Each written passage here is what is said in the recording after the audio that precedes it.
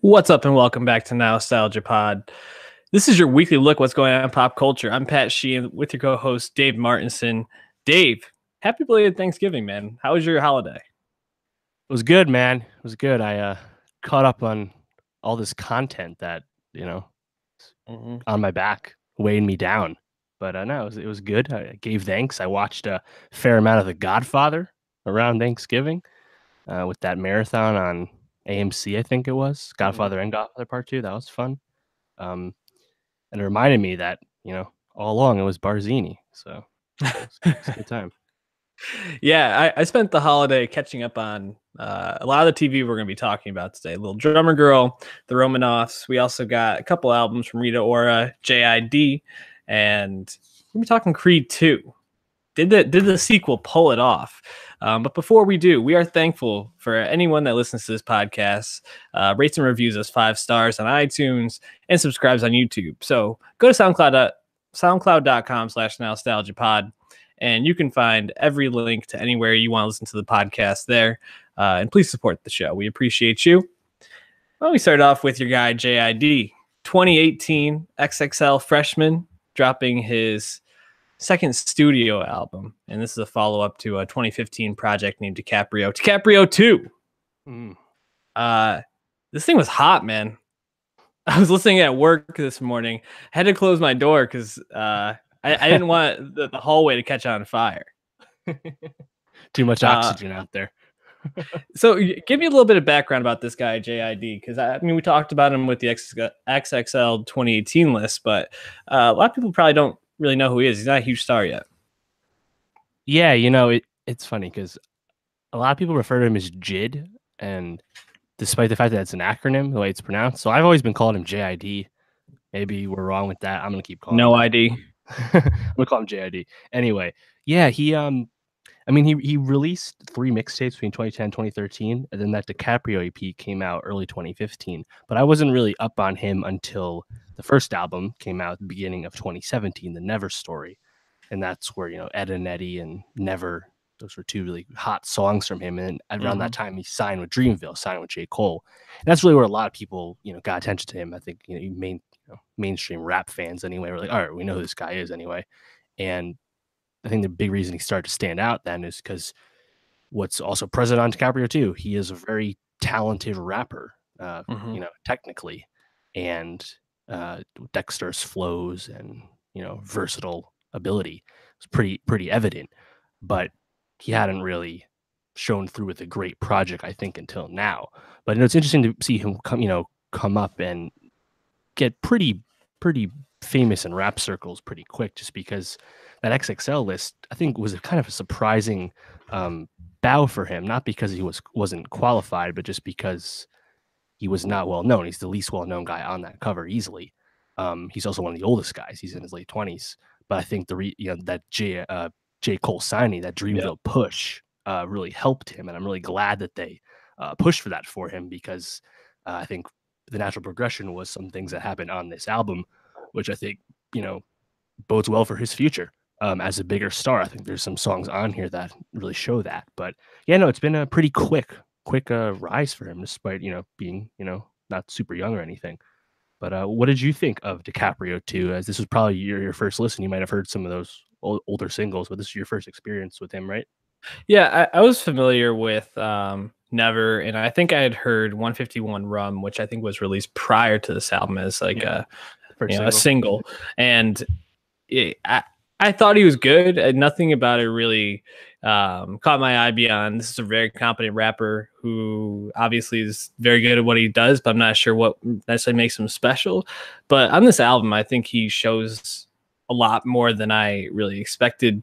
And it really, I think, changed my opinion of who he is. Because when I think about all these XXL freshmen, we talk about them quite a bit, and not being, I mean, I'm not super into all like the up and coming hip hop artists. Usually, my track record with it is listening for the pod and doing a little bit of research to stay up to date. I was like, what really separates these people? What really puts one of them above the other? This album, starting off with Slick Talk, is like dropping ether on your ears. It was like unbelievable, and it really like pulled you in. You talked about his dexterity, the way that he like changes up his flow, even some of the way that the tracks like change up mid song and he just starts going in a totally different direction, totally different pacing is really impressive. And his rhymes, I mean, there wasn't really one song on here where I was like, oh, that was pretty lame. I think there were some that were stronger than others, but I didn't think there was a bad track on this. What tracks or what parts of the album really stood out to you? Yeah, so I think you know, I mean, frequency change, the intro track, only a minute long. Actually, on second listen, I thought it was pretty amusing, where it's like you know making fun of rappers with extendo clips that don't fit their guns and stuff. It's kind of an early sign of some of the things he's going to talk about on the record. So I thought it was funny. But yeah, Slick Talk with that flow switch, that beat switch. At least part of that's produced by Kenny Beats, producer of the year. Right away starts you off, and you know what you're getting into there. And then, I mean, I thought Off D's the second single with J. Cole, which is probably the most indebted to Kendrick on this record in terms of how he sounds on that song. But that's another, like, that's probably the song you would put on for someone if they were like, why is he so technically proficient? Just listen to that. You understand. But what really surprised me, which is as far as I could tell, the first time he had ever done this was the song Tide, track 8 with Black and LMA. And I was like, this is a clear radio song, radio play from J.I.D. And he's like singing a hook and he's doing it well, you know? And that's not something he'd ever done before. And if he can do that, he can make more radio friendly music as well as to spit his ass off. You know, again, these are two qualities of Kendrick Lamar. I think that would be really impressive. And I think that song has great potential to be a chart song. And I hope Dreamville and company push that for him. But I mean, that you know, that's only halfway through the track listing. When I heard that, I was like, wait, like there's growth, and that's what he's already really technical. You know, I think the thing with technical rappers is like there are a lot of guys that come and go that are like they can technically rap, they can spit, you know, they don't really say anything, or they just think their shit don't stink. And like, you know, what's like the Nas Jay-Z comp? It's like Nas better rapper, Jay-Z has more songs, Jay-Z has more hits, right? There's a lot of technical rappers that come and go that don't have hits or songs people actually like to hear, even if like they technically make sense and you might actually have something to say once in a while. And I think, you know, listen to DiCaprio 1, for example, or you listen to like Kendrick Lamar's C4, where you see like you listen to that, you hear the talent, you hear the ability, but it's not quite all there yet. You know, they just need to continue to grow and evolve. And I think DiCaprio 2 is, you know, that evolution really showing itself. And so I think he's clearly the premier artist on Dreamville after Cole. And you know, I'm really excited to see what happens next. But I mean, you know, I got a song like Off the Zoinkies, again, like talking about drugs. And he's kind of referenced this in his freestyles and XXL and stuff. But he doesn't fuck with a lot of like the mainstream stuff, but he also will back it up in his songs, you know? So I was a big fan for sure. Yeah, your point about like these technical rappers that a lot of times don't have anything to say. I think sometimes that's the knock for J. Cole, where he's an incredible rapper, but sometimes his songs are just kind of corny or they don't really hit. But where Cole really succeeds is when he can kind of what you're talking about with J.I.D. mix in these hooks or these with these really technical verses that really just draw you in and can elevate a song. You're basically what you're saying is J.I.D's ceiling went from being like a decent role player to being a potential person that could carry a team or carry a label, which is really exciting. And I think that you know, more than anything, obviously he's having a great year. What, February or March when the list comes out, he's a surprise name, and then he drops an album like this at the end of the year to really solidify his place on that list. It's cool to see an artist like this really growing. Just to shout out a couple of the tracks I really liked. Strawberries really stood out to me, especially the second half when the horns really start to come in. You know, I'm a sucker for some good horns. And then Hot Box with Method Man and Joey, I thought was really good. I thought they both had great verses on that. So I was really taken by that song. Any last thoughts on this album before we move on? Yeah, definitely listen. Don't sleep on J.I.D. No shame if you weren't aware of him. Most people don't know who he is, but I think that should change after this record. So that's what I'm hoping for. Absolutely.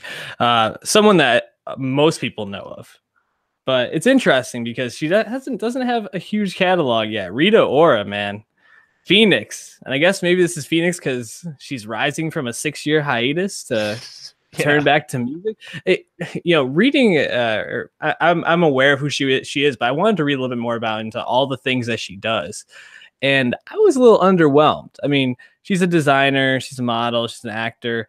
Uh, she's hosted or been a judge on a lot of reality shows, Mm-hmm. which is pretty, I think, surprising based on a very short resume at this point. And it seems like more than anything, she's famous for being famous.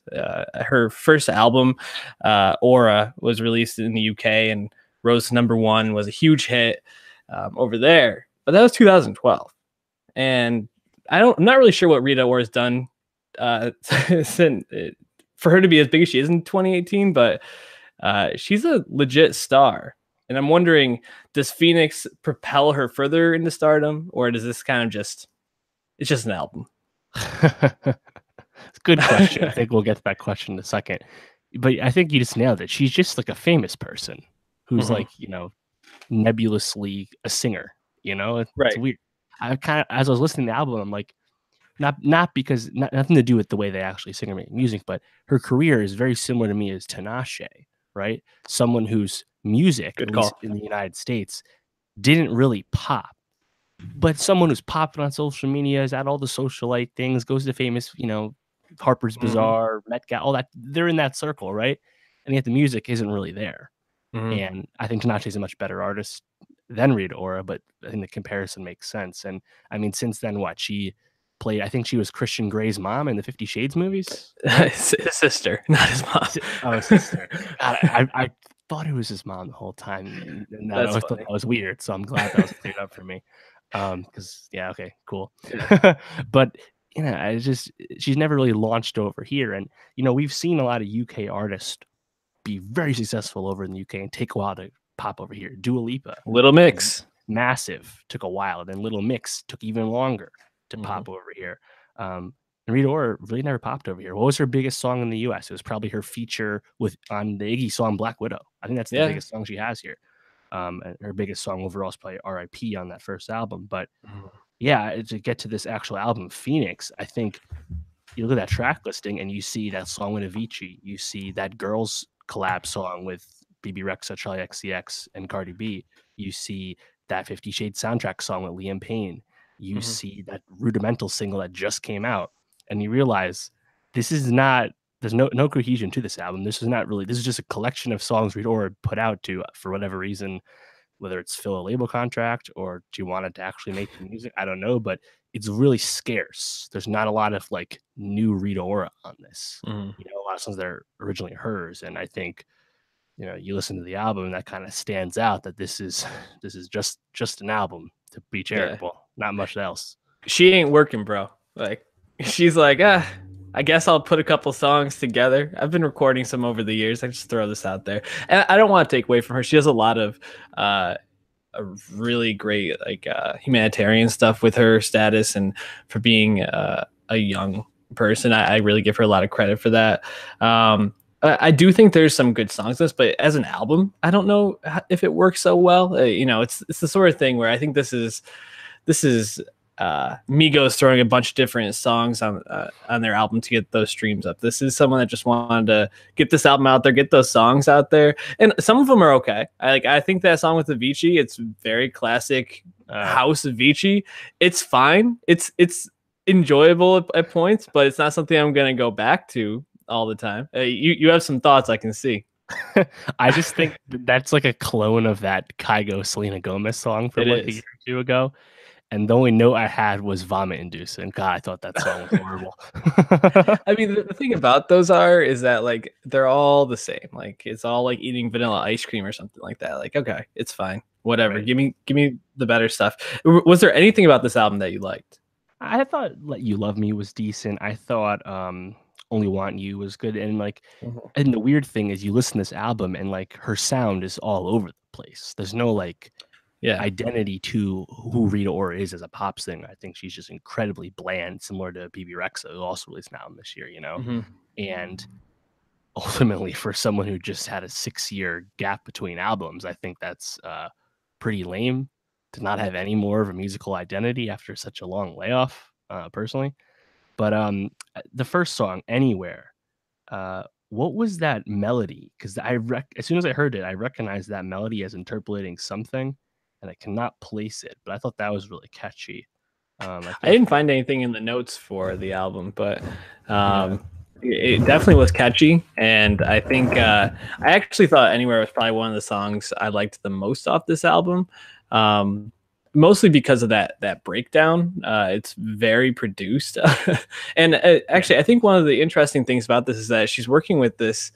I mean, there were a lot of different people that were producers on this, but Watt or Steve Wattman is the main one on it, and his story is kind of interesting because he really came up from NYU, performed with the Roots as a guitarist, started a band that with I think one of the people from it might have been like Def Leppard or something like that. It was like a very like strange like collaboration.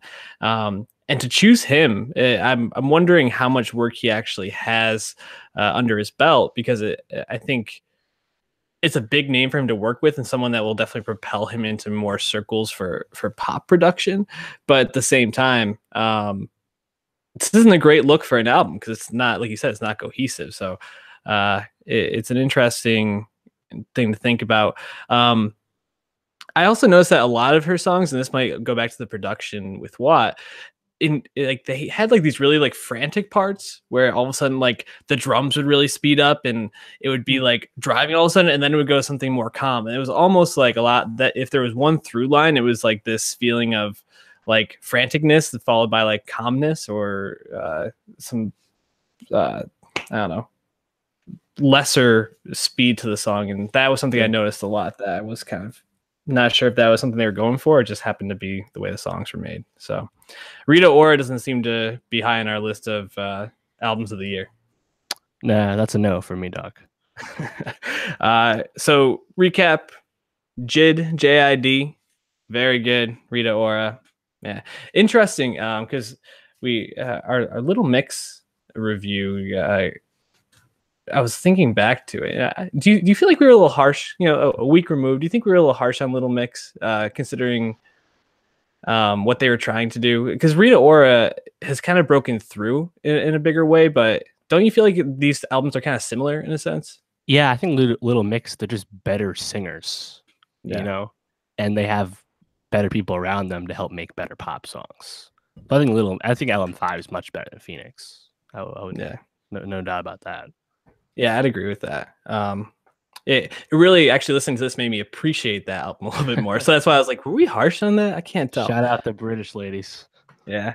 Why don't we move on to another British lady, making her, I guess, like major small screen debut? Florence Pugh.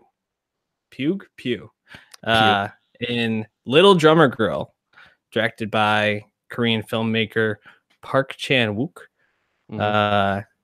6-episode miniseries on AMC. However, they released the episodes 2 together at a time, so it's really only 3. An interesting format. You know, it's a John le Carre property, and this is kind of like the follow up to 2016's Night Manager, which I think you watched and reviewed for the pod, right? I don't think we talked about it on the pod, but yeah, I like the Night Manager a lot. I actually thought about it a lot since in terms of comparing to Night Manager. But yeah, that was the most recent one. Got some Emmy Tension limited series category and had a stack cast on there. Hiddleston, Debicki, Hugh Laurie, Hollander. It was good. Yeah, and this brings similarly some big names. Pugh is more new, and this is really, like I said, one of her first big roles. But yeah, Michael Shannon and Alexander Skarsgård is like the top line of this acting group. What was your impression of Little Drummer Girl? I've been seeing some good, some bad, some in between on this. Yeah, I think it's really impressively made. I think it really starts with Park Chan-wook's camera work. I mean, he's most well known for directing Old Boy in 2003 or so. But like his camera, you know, like when that bomb goes off towards the end of the series, or when they capture the Assad groups capture Anna, out of that Mhm. car, and like the camera's far back on the hill as they chase her down. Like there's some really standout camera work in here, and then set design in general with the costumes and the editing and the locations and all over Europe. It's just a beautiful show.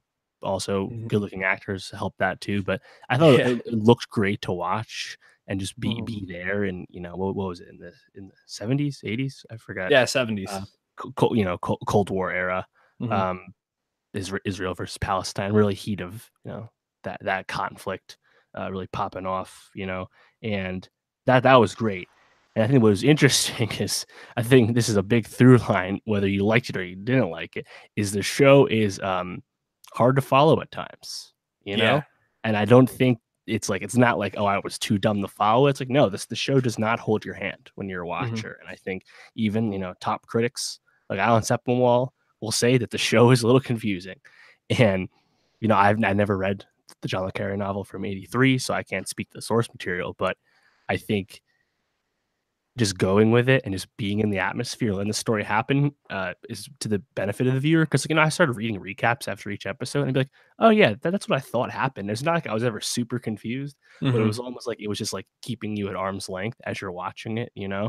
And I think really the cause of that for me anyway was like the whole focus on like maintaining the fiction and like Yep. acting out the fiction ahead of time as practice. I think that was just fucking with me and Yeah, getting me confused. definitely. But I still really like the show, and I think Florence Pugh obviously is the key breakout here, and she's great. Mhm. She's in almost every scene, and um, she has to do a lot of work, in terms of scenes on her own and stuff. So I still really like the show, even if it was not as inviting and popcorny as say the Night Manager.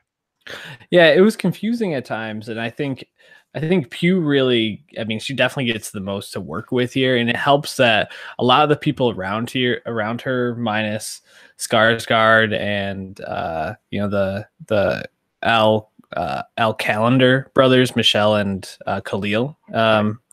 Uh, they get a little bit more to do, but like Skarsgård, his character is very muted. It's a very internalized role, and I think uh, because there's really maybe like 4 or 5 characters that get any sort of real time to do much in this. That really puts most of the show on Pew's shoulders, and she really does nail it.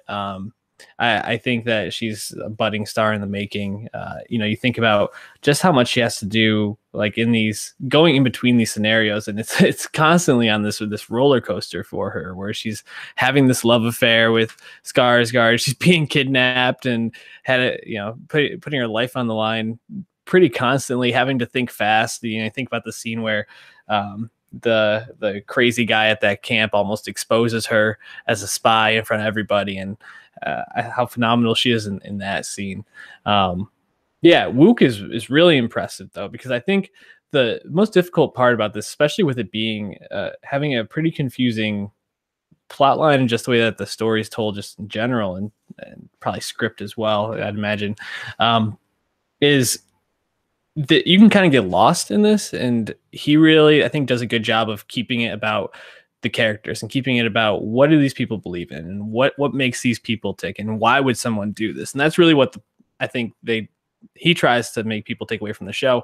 And he does that really well. Like there's a scene Chris Ryan pointed out in a great piece on The Ringer about the show where Skarsgård is in the fiction playing Michelle, and it shows Skarsgård and it fades into Michelle in this cell, and it's just like a really beautiful way to kind of like display that duality between those two, Right.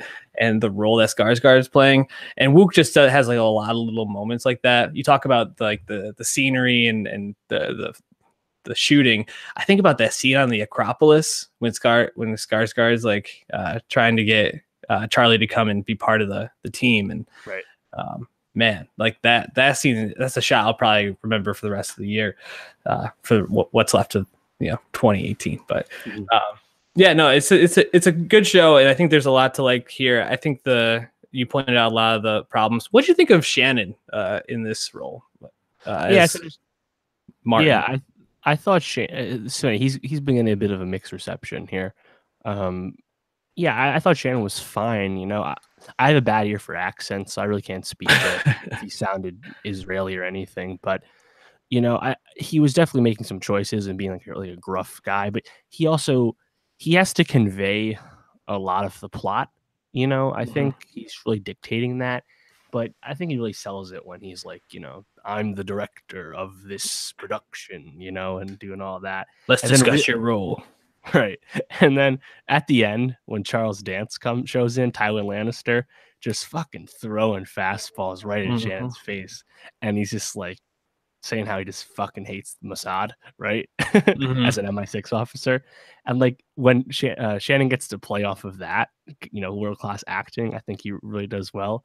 Um, but yeah, it's not like top tier Shannon or anything. I was actually more curious your opinion on Skarsgård because this is a muted performance from him, and he's an actor who started off really just as eye candy, right, in True Blood, and has Mhm. progressed there. He was good in Big Little Lies, got nominated for that. Actually, fuck, I think he won in the limited Yeah. series category. And I think someone who has read the book and maybe even seen the Diane Keaton movie maybe could speak to what that character's supposed to be. But did you think Skarsgård as what's his name Giddy. Becker, Getty Becker, did he convey the emotion or lack thereof necessary for the role? Because it's pretty subdued, and he's alone for almost all of Yeah. his that he's not with Charlie. So, I'm not sure if that character works. Maybe my ignorance of what the character source material is probably beneficial. I don't know. What'd you think? I actually thought he was pretty good. I think the thing I found really funny is I felt like especially in like the last two episodes, almost every single time he wasn't with Charlie, he was waking up from a nap and just getting in a shouting match with Martin. Like, is that starting to feel a little redundant? And I don't know if that was script, if that was choices by Skarsgård. Um, I also think uh, for being a 6 hour long show, his character is a lot of like telling and not so much showing, which um, I think is it makes sense for with a limited time how they were trying to do everything, but at the same time I would have liked to have seen a little bit more about how Giddy got to become the way he is rather than him just being like, I was in this war, these things happened. Right. Yeah, that's a good But point. overall I think Skarsgård did well with a pretty limited character. Shannon, I thought was actually really fun to watch, but like the thing I like most, like you mentioned, was when he was going up against the MI6 guy, Tywin Lannister. He was just like that. They for some reason I just really thought they were electric. It's probably just more Tywin Lannister being like fucking baller. Um, I was thinking about Pew a little bit, and I was really thinking she reminds me a lot of Saoirse Ronan, Sure. just in terms of like her spunk. And I guess this is also seeing Saoirse Ronan in Lady Bird last year, still pretty fresh in my mind. I feel like their characters in these two roles are pretty synonymous, but they each are these small people who come into these roles and have such a big presence on the screen, regardless of who they're playing opposite, whether it's someone seasoned or someone unseasoned. Pretty impressive. Would you recommend the show to casual viewers, people who maybe are looking for something near the end of the year as we're winding down? Oh yeah, I mean, the the the psychotic way I think about things is Little Drummer Girl like a show that could like, you know, through 11 months is like, you have your set of your favorite shows you saw this year, the shows you've recommended to people throughout the year, shows you'll talk about, right? And Mm-hmm. it's like, is a show can you watch a show now that can get into that conversation? And I think Little Drummer Girl is one of those shows. That's why I would recommend it. And I think even if the show is obtuse to some people at times, I think all of the whether it's just the beauty of watching the show and appreciating the filmmaking as well as the performances Mm-hmm. um, make it worthwhile, and of course it comes from a great source material. So yeah, I would absolutely recommend this show. And I think it's another example of how the lines have blurred between Hollywood and British productions, like just like Bodyguard, we just talked about. Yep. Little Drummer Girl was literally just airing in on the BBC, and now we have it here in America on AMC. So like those lines are basically blurred now. which is awesome for us here in the States. But yeah, I mean, Florence Pugh, definitely someone to watch. I mean, she didn't have a lot to do in Outlaw King. I thought she was fine in that, but I still haven't seen Lady Macbeth from last year. That was her breakout, but I'm very excited to see her in Little Women out opposite Saoirse Ronan and Yeah. everyone else from Greta Gerwig. So she's star to watch. She's very young, like Ronan, and she's already quite popular on the internet. So I think she's going to be a huge star in no time. Bigger than Rita Ora in a year or no? I mean, I say no. Rita Ora is just has like Enormous. brand recognition, Yeah. social media fame. So tough to compare the two. Now, if she's bigger than Ronan in a few years, that could be something. We'll see. So, as we wrap up this category, you said that you would recommend this to other people. Would you recommend this or the Romanoffs first? This I would recommend Little Drummer Girl. Maybe if you want to recommend like episodes of the Romanoffs as an anthology show, maybe I'd recommend one of those first. I don't know. It depends on who I'm talking to. But yeah, I like the Little Drummer Girl more. That's for sure. Yeah, and why don't we move into the Romanoffs now? We talked about the first two episodes a couple weeks back. Matthew Weiner's first show since Mad Men. This is a series that's anthology series with different episodes that are loosely tied together with the overall theme of people being related to the Romanovs, the royal German turned Russian family that was assassinated in the early 1900s.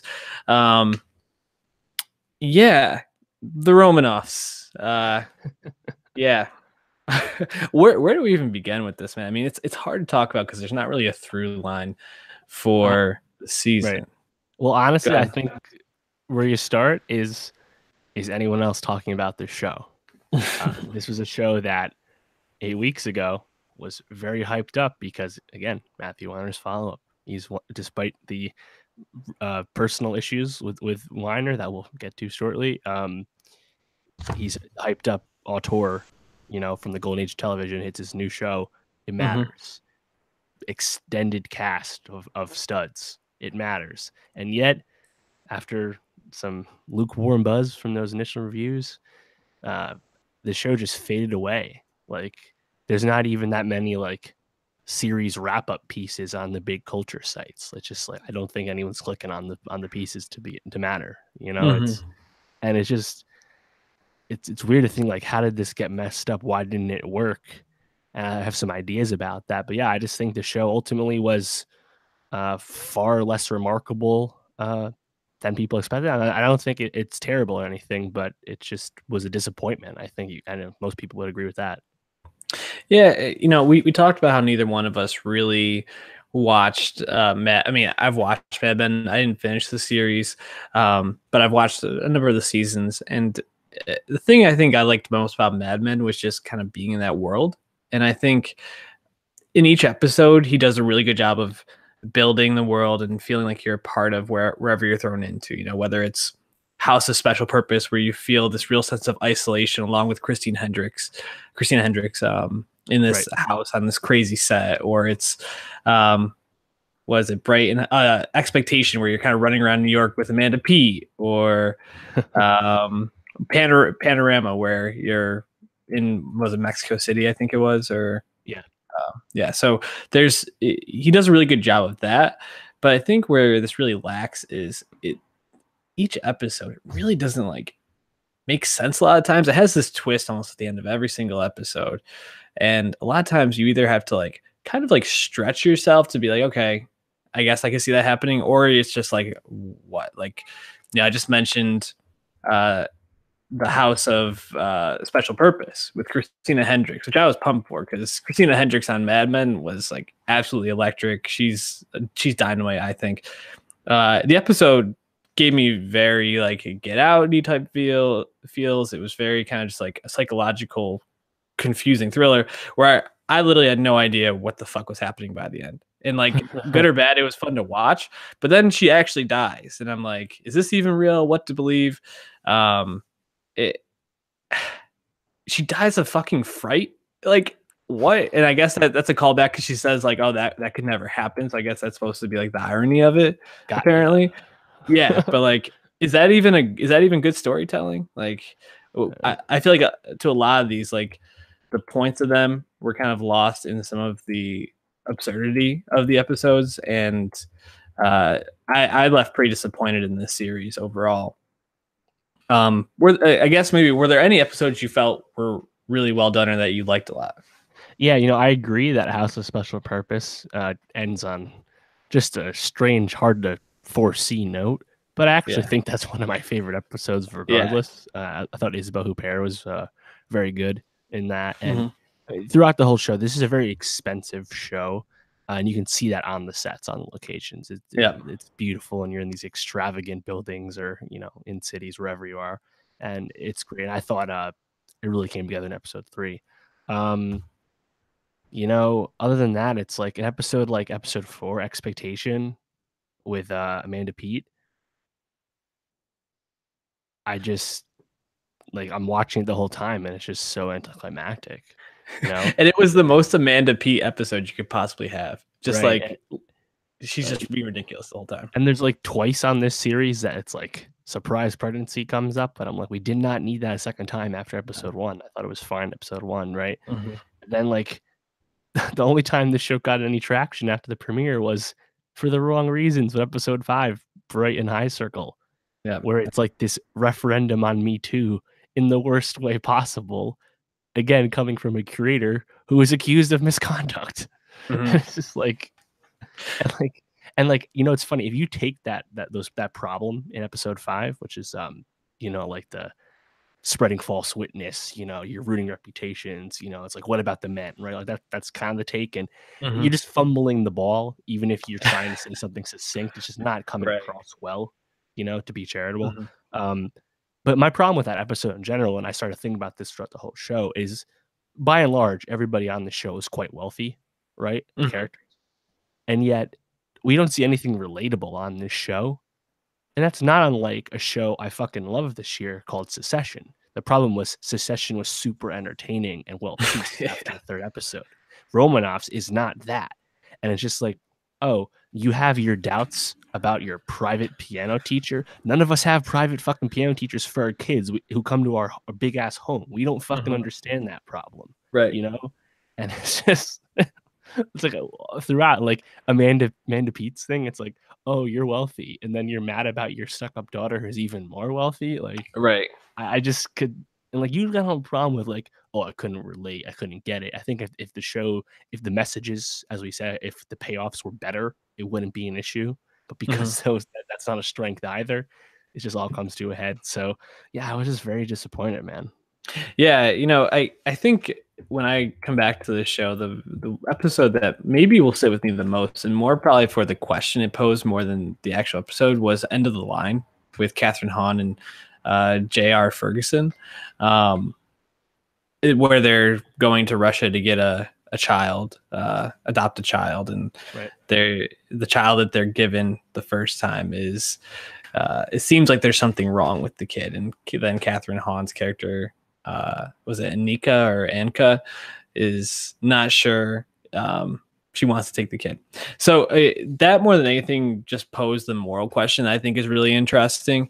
But the episode itself, I think, was a little long. There were parts that were very superfluous or just like didn't make sense to the episode, like where she's down in the bar after they have the fight and he's chasing a dog around. Like, I know that there's some symbolism in there towards like how desperate he is to have a family and how logically or how she's seeing the world and seeing what could be for this child if she leaves it. But like, there's so many like moments like that where I'm just like, you don't fucking need this. Like, you don't need to have the episode be an hour and 30 minutes when you could get it done in an hour, have be much more succinct and probably cut out some problematic parts.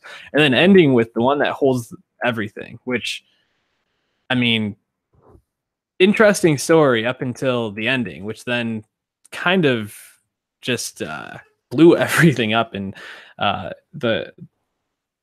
the story or the purpose he got across, and what it was trying to say about transgender people was totally lost in the fact that you then use their identity, which I guess this whole series is about exploring identity in different ways. But you use this transgender woman's identity to have her pull off a murder and basically like like that because she was able to transition from being a male to a female, that's why you didn't recognize her and now she killed you. Like, I don't know. I think that he really didn't think these things through, think some of these, the way that some of this would come across through, and overall really hurt the series. Do you want to see a second season of the Romanovs? No, I don't. It's an 8-episode anthology series, but like you said, they're all like 90 minutes long. So it's as long as a 12-episode series. Mm-hmm. And yet, because it's an anthology series, the whole like, oh, you just shrink the episode countdown and it helps. But like you said, these ideas were not fleshed out enough that that wouldn't be a problem. And I think it should have just been totally reworked. And at this point, I don't expect them to do another season because this one was so expensive anyway. Mm-hmm. And it was a smart gamble by Amazon. Obviously, it's Matthew Weiner. He was still deserving of that check. And again, they greenlit the show before any allegations came out against him. But it was, I mean, anyone would have loved to have his next show, right? And I think people will still be happy to have his next show after this. It's just this was ultimately not that successful, and it's unfortunate given the pedigree, from all sides. But what are you gonna do? Moving on to something that was a lot less disappointing to me. Creed 2. Stephen Caple Jr. taking over the helm, and a bit of a gamble with that. You go from someone like Ryan Coogler to this unproven director. This had potential to be a flop, to really not land. It's sitting at 82% Rotten Tomatoes. It had a $55.8 million box office this weekend, the largest ever for a non-animated movie on Thanksgiving weekend. 5-day weekend, remember? 5-day weekend. It was second to Wreck-It Ralph, which made close to 85 million. Fucking crazy. Yeah, right behind the record, which was Frozen. So yeah, big show from Wreck-It Ralph. And man, I really liked Creed 2. I think I don't think it's nearly as good as Creed the original, but I think it uses a formula. It pulls on your heartstrings at different times, and the montages, training montages, the fight scenes are still quality. There's nothing really not to like about this movie. What was your initial take on it? Then let's maybe pick apart some of the things that we liked and didn't like. Yeah, no, I fucking thought the movie was super effective, incredibly entertaining, really gripping, and like you said, more touching than I expected. And coming off of Creed, we really got to see what Adonis and Bianca had under the skin, but humanizing the Dragos in such a way, it was, I think, everyone's big takeaway. Such a revelation to have that character work happen. But you said, I mean, Stephen Caple Jr. this is his second movie after The Land, a movie I haven't seen. And it's a gamble. Yes, of course it was a gamble, but also Ryan Coogler himself was a gamble. Creed was only his second movie after Fruitvale Station, which was a small flick. So, in a sense, they did it twice. They had an actor massively scale up for his second film, and successful both times. But I'm glad that they got Stephen Caple Jr. as opposed to Stallone, who was initially pegged to direct it. He directed, obviously, and wrote most of the Rockies, but I think it was smart to have him, work on the script. The story is basically all of his creation, but then have a more talented creator like Caple Jr., tune the movie to partially to Coogler's sensibilities that was established in Creed, but also his own flair. And I think it's really successful. And I'm happy that it made 16 million more than Creed 1. It was also skewed less male than Creed 1, so I'm really happy that it's really catching out audiences. And Ace didn't score like the first one, so it's going to be a big word of mouth hit. So I'm really happy that it was successful because I think it really deserves the praise. But yeah, I mean, what really stood out to you with this film, given that it's kind of the middle story? It's adapting Rocky sequels as opposed to Rocky 1 and 2 this time. Yeah, I mean, you already mentioned the Dragos, and particularly Florian. I'm not gonna say this last name right. Montanu, who I thought was, I mean, obviously I'd never heard of him.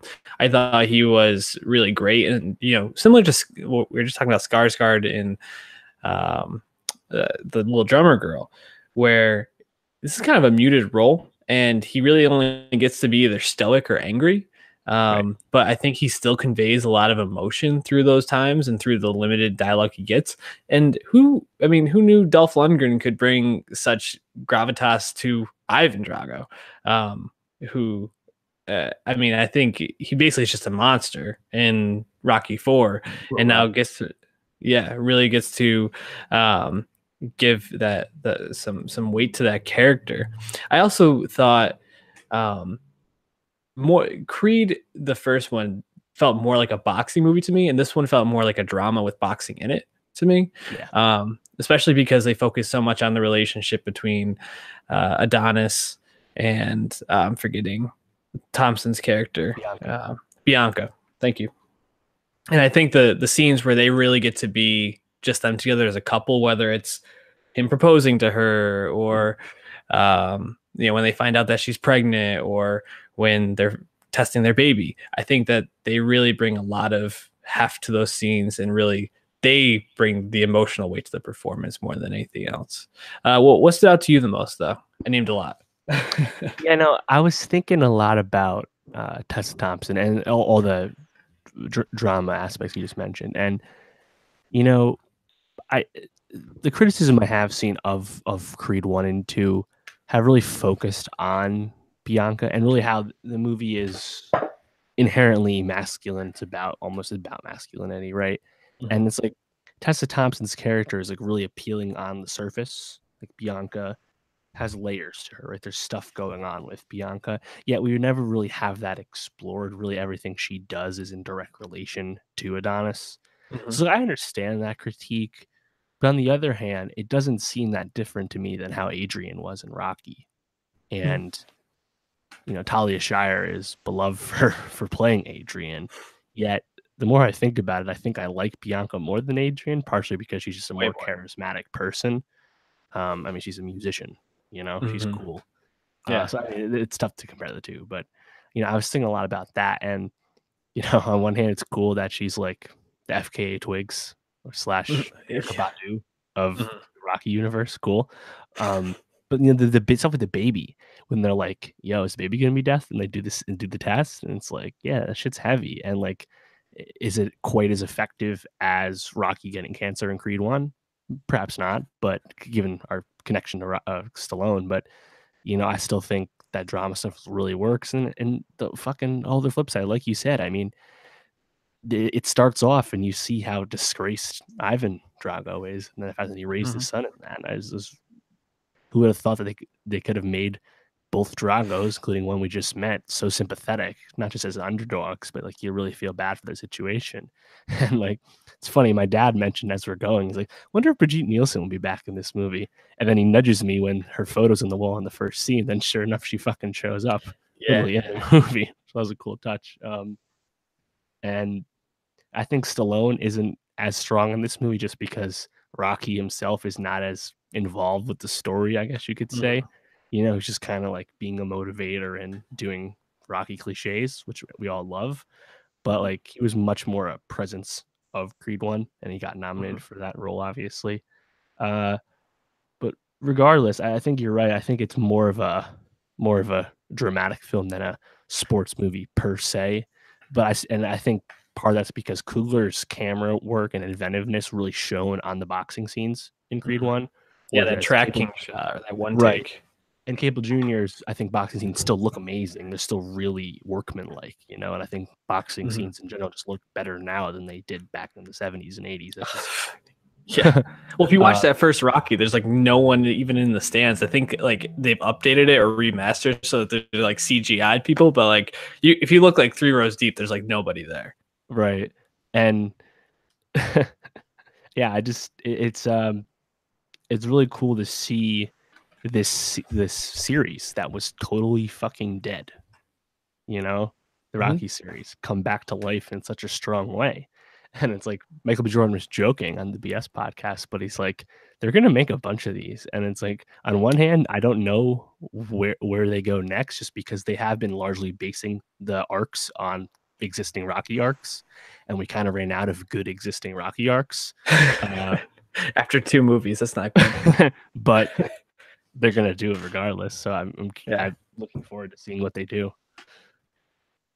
Well, I definitely think, depending on how long Michael B. Jordan wants to be doing this, and I think that there's going to be something about like the effect that boxing has on him, and being a father. Does he continue to box? Does he continue to, or does he step away to be be a father for his kid? I think there's also they can explore the relationship. I mean, Bianca just gets signed and she's about to go on this huge tour of festivals, and then she gets pregnant. It's like, did she have to cancel the tour? Like, what did they do with that? How was there not a conversation between them about like whose relationship is more important? I think that there's a lot that they could occur.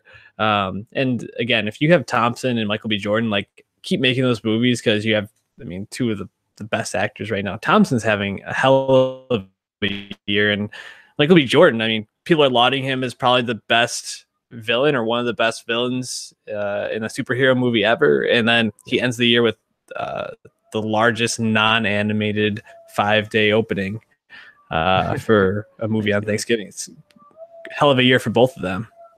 Yeah, where are you at with Michael B. Jordan these days? Because it's interesting, his career arc, and you can just go on Wikipedia and really see how quick he's risen to the level of fame he has now. But I think it's interesting to think about like his overall like skill as an actor. Yeah. I think it's funny because like I don't think he's like a top tier actor. That's partially because he's not been in like top tier films apart from Creed. I don't know. It's just weird because like I think Killmonger is awesome, and I think some people would say he maybe overacted a little bit. Then I think the best way to describe it is just like having him act next to Chadwick Boseman and Angela Bassett and all these other like classically trained stud actors. The crack show a little bit for MBJ, but that's fine. So it's just interesting seeing him becoming such a mega star, because I'm really curious to see what he does next, given that he's kind of a unique case.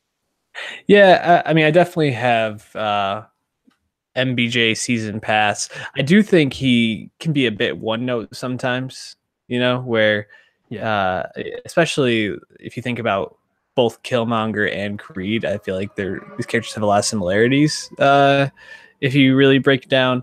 Apparently he has a movie coming out, or maybe it already came out, where he's playing a lawyer, which I'm really interested to see.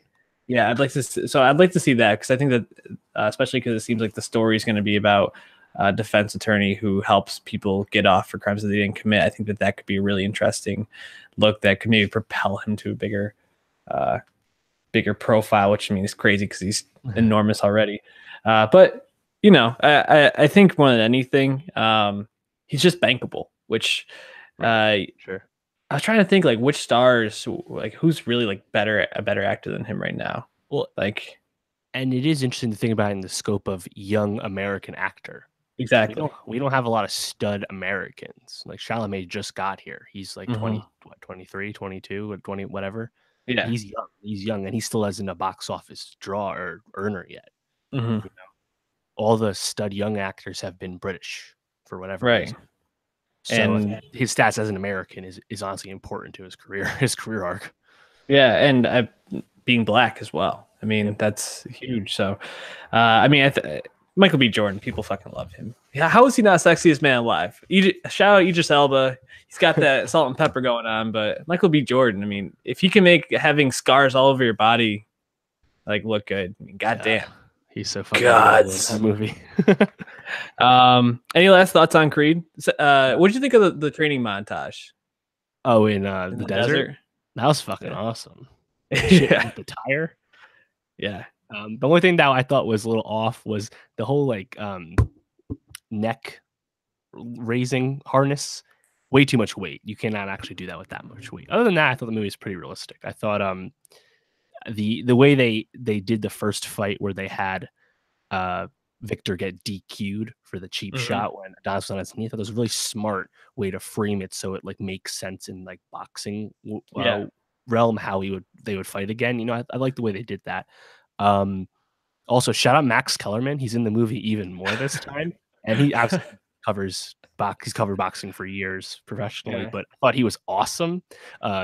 And not quite as good, but it reminds me of in Creed 1 where Kornheiser and Wilbon do a whole fake PTI bit about Adonis Creed once he gets masked as a Creed, and like these like fake sports stuff are awesome, like really smart. Andrew Gridadaro of The Ringer on the exit survey said it's somehow Max Kellerman got like the 4th most lines in Creed. I don't know how, but I loved it. But that really made me laugh because like shout out Max Kellerman. I mean, the dude's just grinding at this point. Also, I gotta say, I thought Jaden Smith's icon drop for Adonis's entrance, when it was all dark, I thought that was fucking perfect, and I was so hyped for that. It was a great song choice. And I mean, yeah, I think it's kind of surprising how great it is, but it's a fantastic film. One last thing, did you catch the doctor's name when he after the fight with Victor the first time? No, I don't remember. I don't know if I heard this correctly, but I'm pretty sure the doctor's name was Dr. Evil. And like that really took me out of the movie for a second because I was like, wait, what? That can't be true. No, I mean, I'm gonna look it up after the Twitter fact. search that. Someone has to have said something. But I was like, God damn. Did you have any favorite quotes or lines or moments or anything like that? This one? I think more than anything, just when at the end when Dolph Lundgren grabs Victor and he's like, it's okay, like that's enough or something like that. Like I thought that was probably it. But what about you? You obviously have one in mind. I think that whole ending actually with Dolph with Ivan throwing in the towel, I thought was really well done. Great metaphors. But the scene that I fucking adored was when they're talking about what they're gonna name the baby. Oh yeah, I'm black, right? Rocky's like, Amari. It's a beautiful name, but I mean, it was a little complicated. Try something like Becky, or Kate Creed. Yeah, black, right? Oh yeah, that was great. Did you get cheers in your theater? Towards the end, I did. Yes, same here. So again, that A Cinema score, it's very crowd pleasing. Go see Creed. We recommend it. What we got for next week, Dave? Yeah, next week we don't have any major films like Creed or Wreck-It Ralph or Fantastic Beasts. I think The Favorite is really starting to open up, the Yorgos movie that he only directed this time, did not write it, but that's with Olivia Colman, Rachel Weisz, and Emma Stone, and great reviews, great performances from what we know. So I'm excited to see that. So we'll talk about that at some point, hopefully, but nothing really major on the film front or the TV front. But 4 big music records: Earl Sweatshirt, Some Rap Songs, the newest to this list. Excited as hell for Earl's return. Meek Mill, 4th album, Championships, first album since he got out of jail. So I'm sure he'll have some things to say on that. Alessia Cara, who's, we talked a lot about pop recently, but she's kind of like alternative pop, yet still a streaming giant. So I'm excited to see what she does on this 2nd or 3rd record of hers. And then also your favorite rock band, the 1975, are back with their 3rd album. If they have any semblance of rock music left, but we'll find out soon. I'll let you talk about that one, Dave. But until next week, follow us at NowstalgiaPod on Twitter. Again, go to soundcloud.com/NowstalgiaPod. Follow us any way you want to listen, and give us a rating of 5 stars on iTunes. Give us a follow on our subscription on YouTube, and share us with friends. We appreciate you. We're grateful for you. And next week we'll be in December, last month of the year. Get those lists ready. Peace out.